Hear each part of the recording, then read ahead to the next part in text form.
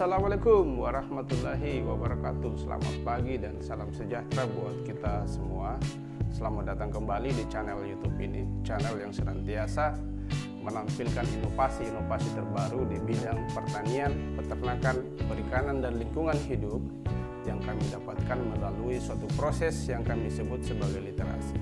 Sahabat pustaka, sering sekali kita mendengar pernyataan dari beberapa pakar pertanian maupun peternakan, di mana mereka menyatakan bahwa negara kita sebagai negara agraris merupakan surga bagi aktivitas peternakan, di mana iklim yang relatif stabil dengan sumber daya pakan yang cukup melimpah itu merupakan dua aspek yang sangat memungkinkan untuk kita mengembangkan sektor peternakan tersebut.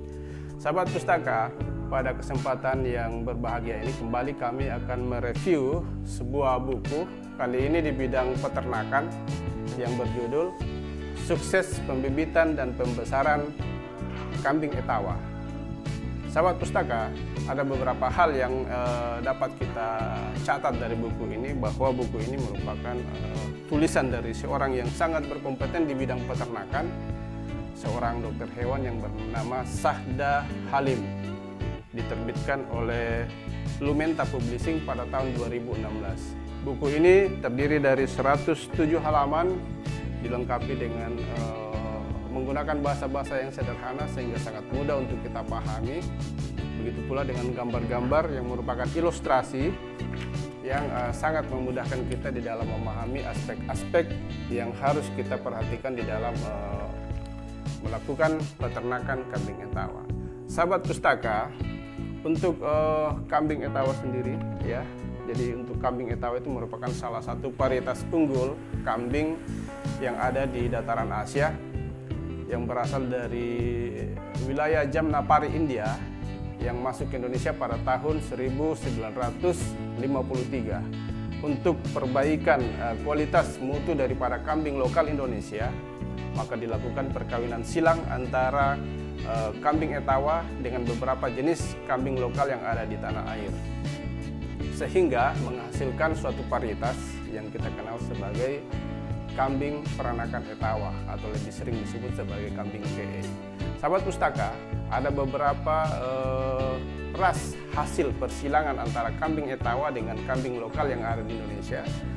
Namun ada dua jenis yang paling banyak dibudidayakan oleh peternak di tanah air, yaitu sering dikenal dengan yang pertama itu adalah kambing PE ras Kaligesing dan kambing PE ras Senduro. Di mana yang pertama adalah kambing PE ras Kaligesing itu merupakan hasil persilangan antara kambing etawa dengan kambing Jawa Randu yang merupakan kambing lokal yang biasanya menyebar di seluruh wilayah Pulau Jawa. Sedangkan yang kedua yaitu kambing ras PE Senduro, di mana kambing PE Senduro ini merupakan hasil persilangan daripada kambing etawa dengan kambing lokal yang berasal dari Kabupaten Lumajang, Jawa Timur, yaitu kambing lokal Menggolo. Ya, ada beberapa karakteristik atau ciri-ciri daripada kambing ras Senduro ini, yaitu diantaranya adalah memiliki produksi susu yang cukup banyak. Terus yang kedua, memiliki postur tubuh yang cukup tinggi hingga mencapai 120 cm dengan bobot badan sekitar 90 kg untuk kambing jantan dewasa. Sahabat pustaka, untuk kambing ini umumnya didominasi oleh warna putih dan umumnya tidak memiliki tanduk. Ya, kalaupun ada yang bertanduk itu umumnya tidak berkembang dengan normal. Sahabat pustaka yang kami banggakan, untuk memulai aktivitas peternakan kambing etawa itu kalau di dalam buku ini seperti tampak pada judul itu menyeratkan bahwa ada dua segmen usaha peternakan kambing etawa yang dapat kita pilih. Yang pertama itu adalah segmen pembibitan, biasa juga disebut sebagai pengembang biakan, atau segmen breeding, di mana segmen ini bertujuan untuk memproduksi atau menghasilkan anakan kambing etawa yang memiliki sifat yang unggul. dengan kualitas yang baik. Sifat unggul di sini dalam artian bahwa memiliki kecepatan pertumbuhan yang cepat dan tidak mudah terserang oleh penyakit. Terus yang kedua, segmen yang kedua daripada peternakan kambing Etawa ini adalah segmen pembesaran. Segmen pembesaran atau biasa juga disebut sebagai segmen penggemukan dan lebih terkenal lagi dengan istilah segmen fattening, di mana segmen ini bertujuan untuk membesarkan atau memelihara bakalan yang dihasilkan dari aktivitas pembibitan tadi itu menjadi kambing PE ukuran konsumsi. Ya, jadi di mana ukuran konsumsi ini sifatnya relatif tergantung permintaan daripada konsumen maupun keinginan daripada peternak itu sendiri. Nah, sahabat pustaka, sebelum memulai kegiatan peternakan kambing Etawa, itu ada beberapa aspek yang harus kita perhatikan, harus kita perhitungkan secara matang sebelum melakukan usaha peternakan kambing Etawa ini. Aspek yang pertama yang harus kita pahami di sini yaitu masalah kandang atau aspek perkandangan, di mana kandang ini ada dua poin yang harus kita perhatikan sebelum membangun sebuah kandang kambing Etawa. Yang pertama itu adalah lokasi. Dalam pemilihan lokasi ini kita harus mempertimbangkan bahwa lokasi untuk pembuatan kandang kambing Etawa itu harus dekat dari pemukiman kita.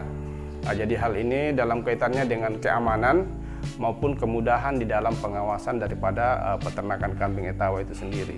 Kemudian yang kedua, jarak antara kandang kambing dengan rumah tempat kita tinggal itu minimal 15 meter.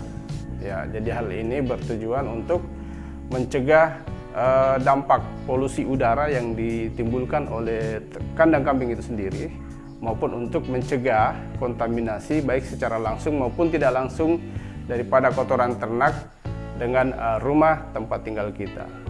Terus yang ketiga, jarak antara kandang kambing itu tidak boleh terlalu jauh dengan lokasi pakan atau tempat kita mengambil pakan. Jadi hal ini bertujuan untuk memudahkan kita dalam melakukan pemberian pakan. Adapun apabila jarak antara sumber pakan dengan kandang itu terlalu jauh, maka dibutuhkan gudang, tempat penampungan pakan untuk sementara. Dan yang terakhir yaitu bahwa lokasi pembuatan kandang kambing Etawa ini harus terhindar dari terpaan angin yang cukup kencang. Ya, jadi untuk menghindari penyakit kembung pada kambing. Sebagaimana kita ketahui bahwa penyakit kembung atau bloating ini merupakan salah satu penyakit yang paling sering ditemukan dialami oleh kambing Etawa itu sendiri. Terus yang kedua, dalam hal konstruksi kandang itu ada beberapa hal yang perlu kita perhatikan. Yang pertama itu dalam hal desain daripada kandang kambing Etawa itu umumnya dibuat dengan model panggung, di mana jarak antara dasar kandang dengan tanah itu antara 60 sampai 100 cm. Terus yang kedua, selanjutnya yang kedua yaitu bahwa bahan untuk pembuatan kandang sebaiknya terbuat dari kayu dengan atap dari genteng maupun seng. Adapun aspek yang kedua yang perlu kita perhatikan sebelum kita memulai peternakan kambing Etawa itu adalah aspek pakan atau makanan, di mana secara umum ada 3 kelompok pakan yang umum diberikan pada kambing Etawa. Adapun yang pertama itu adalah pakan hijauan, yang kedua pakan konsentrat, dan yang ketiga itu pakan alternatif. Di mana pakan hijauan itu merupakan pakan yang mengandung serat kasar yang cukup tinggi dan secara umum dibagi atas 4 kelompok pakan hijauan. Yang pertama itu adalah pakan kelompok leguminosa, di mana leguminosa ini merupakan pakan hijauan dengan standar mutu yang paling baik yang ada di Indonesia saat ini. Ya, ada kelebihannya yaitu memiliki kandungan nutrisi yang sangat baik. Di antaranya adalah kandungan protein yang umumnya di atas 22%. Ada beberapa contoh daripada leguminosa, di antaranya adalah gamal, lamtoro, turi, kaliandra, dan indigofera. Jadi pakan hijauan leguminosa ini merupakan pakan yang sangat bagus untuk pertumbuhan daripada kambing Etawa itu sendiri. Terus yang kedua, pakan kelompok hijauan yang kedua yaitu adalah umbi-umbian, di mana daun singkong dan daun ubi jalar masuk dalam kelompok ini. Umumnya mengandung protein kasar sebesar 17-22%. Terus yang ketiga, kelompok rumput-rumputan, ya. Ada beberapa jenis rumput yang umum diberikan pada kambing Etawa. Di antaranya adalah rumput gajah, rumput lapangan, rumput raja, rumput setaria, rumput pakcong, dan rumput odot. Sedangkan yang terakhir itu adalah kelompok hijauan yang umumnya memiliki standar nutrisi yang sangat rendah, yaitu yang disebut sebagai limbah pertanian. Itu dapat ditemukan pada jerami padi maupun jerami daripada jagung. Adapun kelompok pakan yang kedua yang umum diberikan pada kambing Etawa yaitu adalah konsentrat. Konsentrat ini memiliki serat kasar yang cukup rendah dengan kandungan nutrisi yang cukup tinggi. Jadi sangat mudah, sangat bagus sekali untuk pertumbuhan daripada kambing Etawa. Jadi pakan konsentrat ini adalah pakan sifatnya penguat. Jadi untuk pemberiannya tidak boleh secara berlebihan. Adapun pemberiannya itu biasanya diberikan setelah pemberian pakan hijauan. Adapun kelompok pakan yang ketiga yaitu adalah pakan alternatif. Nah, jadi pakan alternatif ini umumnya dibuat oleh peternak untuk mengantisipasi kurangnya pakan di musim kemarau. Nah, adalah satu contoh pakan alternatif yang paling sering digunakan oleh peternak kambing Etawa itu adalah pakan fermentasi. Di mana pakan fermentasi ini cukup bagus karena dapat disimpan dalam jangka waktu yang cukup lama. Ada beberapa kelebihan penggunaan pakan fermentasi ini adalah pertama, meningkatkan produksi susu, memperbaiki sistem pencernaan daripada kambing Etawa, meningkatkan bobot kambing dalam jangka waktu yang sangat singkat, meningkatkan nafsu makan kambing, serta membuat daging kambing rendah kolesterol. Ada beberapa kelebihan lain daripada pakan fermentasi ini, yaitu membuat kambing lebih kebal terhadap serangan penyakit, dan yang terakhir adalah untuk meminimalisir bau yang kurang sedap daripada kotoran kambing Etawa itu sendiri. Jadi itu ada beberapa hal yang perlu kita perhatikan sebelum kita memulai usaha peternakan kambing Etawa. Sahabat pustaka, jadi kembali lagi saya katakan bahwa buku ini sangat recommended, sangat baik untuk digunakan sebagai referensi sebelum kita memulai usaha perkembangbiakan atau peternakan kambing Etawa.